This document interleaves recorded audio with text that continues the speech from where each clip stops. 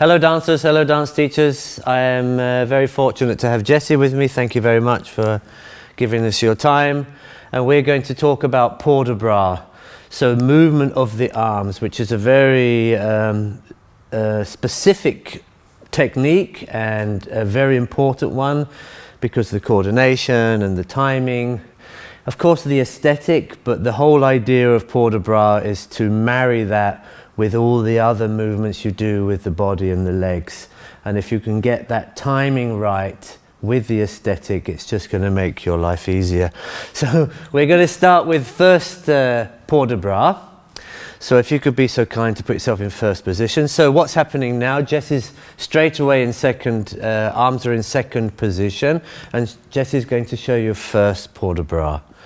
So she's allonging, she's bringing her arms to bras bas, and up to fifth or third. I'll explain that in a minute.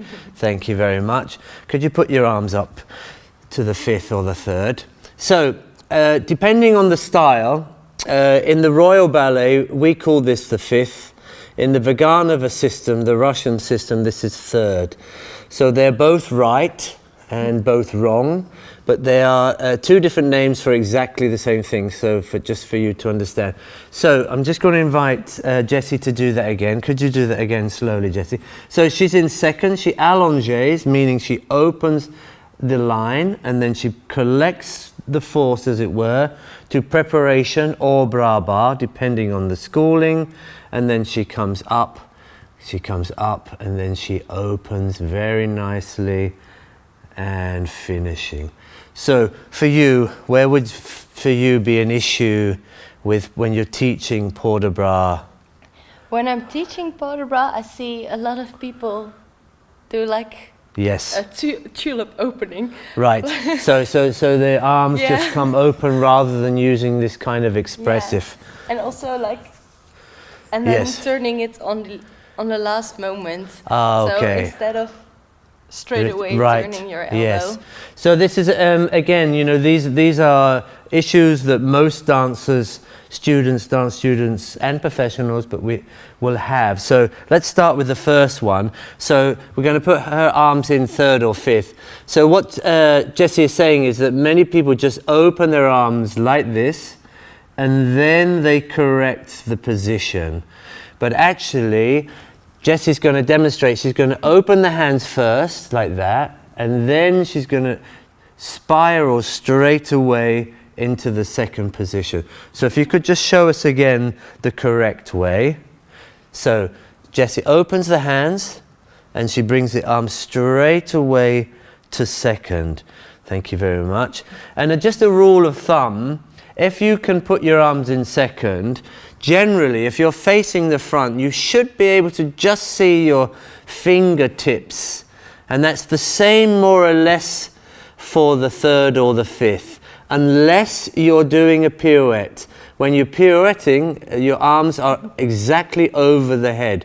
But for the port de bras form, and then you open, thank you very much. Okay, thank you. So one other little tip that Jessie does so nicely, she allonges, so she literally takes the arm out, and that is for men and women. It's exactly the same. You take the arm and you allonge. That's kind of like a statement that you are about to begin something. Can you just demonstrate one more time for us, this allonge? So second, she allonges, and she comes down. Okay. Something that really helped me there was my teacher once told me to draw a half moon. To draw a half a moon. Yeah. So again, a wonderful little tip, you know, just to draw from the second a little half moon. Yeah, that's a very nice kind of an image. Images are always very good. So can you again just demonstrate us the full first port de bras? So she's coming down to preparation, and then she's coming up and opening and opening. Thank you very much. So there is also another wonderful thing that Jessie's doing, and that's the head.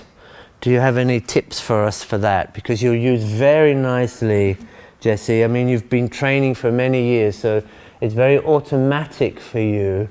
but what kind of tips do you give your students?